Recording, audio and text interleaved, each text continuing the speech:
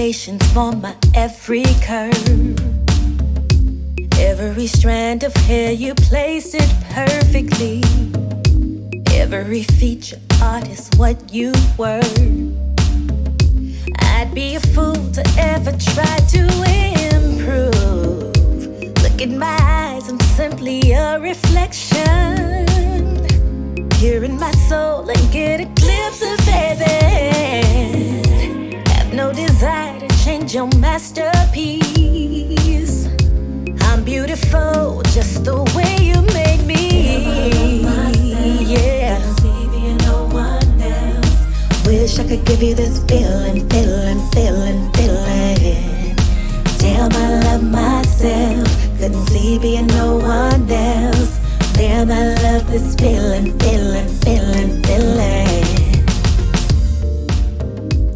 Welcome to Her and Him, where you'll get a perspective from her. You'll get a perspective from him. And we welcome you to share your perspective as well. Thanks for stopping by. Now, let's join in on the conversation. Anyway, welcome back to Her and Him. And last time we left off talking about the talk that the people around you have and how it can affect the way you feel about yourself sometimes, right? And so you were talking about how people have this negative talk, and sometimes we start to believe it, and then it starts to affect our performance and the way that we feel about ourselves even sometimes.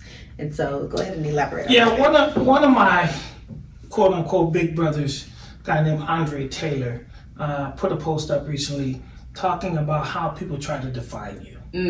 And they put you in that box.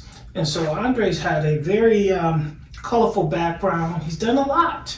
And I just think about some of the things that I've done in my life, and people, you know, if they're trying to introduce you to an audience or to someone, they may not know how to really introduce you because you've done so many different things. They'll be like, oh. So I've made it easy for people because I'm in education now. You know, this is Professor Dorsey, this is Dr. You know, whoever. But, you know, for other people that don't really know what you do or have heard you do something, they're going to butcher it. They're going to make it seem as though, you know, you're not this or you're not that or you're this and that. It just is not accurate. It's not appropriate. It's funny you should say that because there are things that I do professionally in education as well, but then I do other things creatively outside of that, right? You know, I have music that I'm interested in and I sing and songwrite and perform, and, you know, I have that artistic side. And so depending on who you're talking to, they might be describing a totally different person according to what you know about me, right? And so it's always funny because there is, I always wonder how much of me do I open up and allow this person to see? Because people who have this image of what you should look like in this position then tend to turn around and judge you or try to put you in a box, and then all of a sudden your credibility becomes questionable because, oh, you don't look like what I think you should look like. Right. And right. so, well, you know, I definitely have been accused of not being a college professor. how could you be? Well, you're smoking cigars like Rick Ross. You're hanging out with young people. I'm like, okay, well, yeah.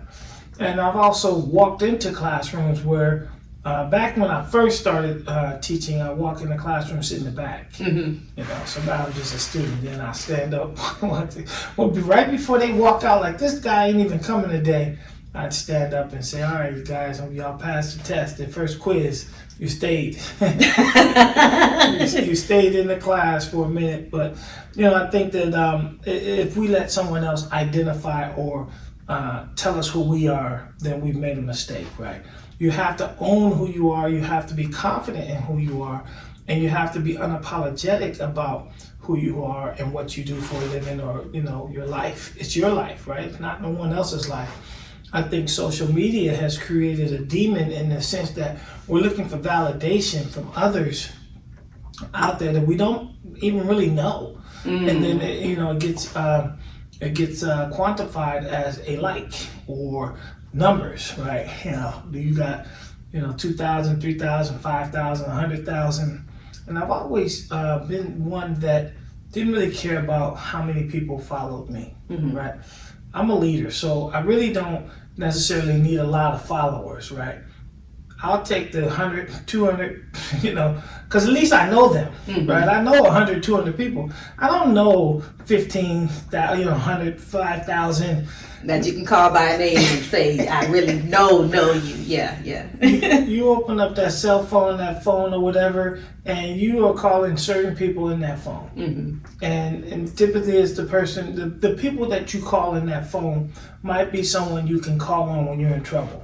Okay, so you said something that has my wheels turning a little bit, and so I want to be the devil's advocate. Because you said that you should really not need to hear other people's approval or opinion of you, whatever, right? Mm-hmm. And so then my brain started saying, okay, now what about those people who are coming to you because maybe they see a road you're traveling down and they want to give you that wisdom, that advice that they've learned or whatever. So what is that balance of receiving the correction, receiving the criticism, if it's coming from a place of love, if it's coming from a place of wisdom, versus always perceiving someone's opinion as a hate?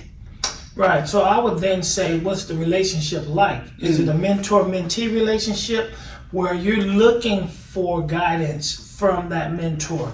And you will welcome pretty much anything they got to say because they've been there, done that. Versus, this is your cousin. We won't even give a ethnic name. We'll just say this is your cousin. And they may, in fact, not necessarily care about the outcome, but just more so telling you something that they know. So it may not come off as super love, or it may come off condescending, or it just may come off the way it is, but because it's your cousin, you may not receive it well.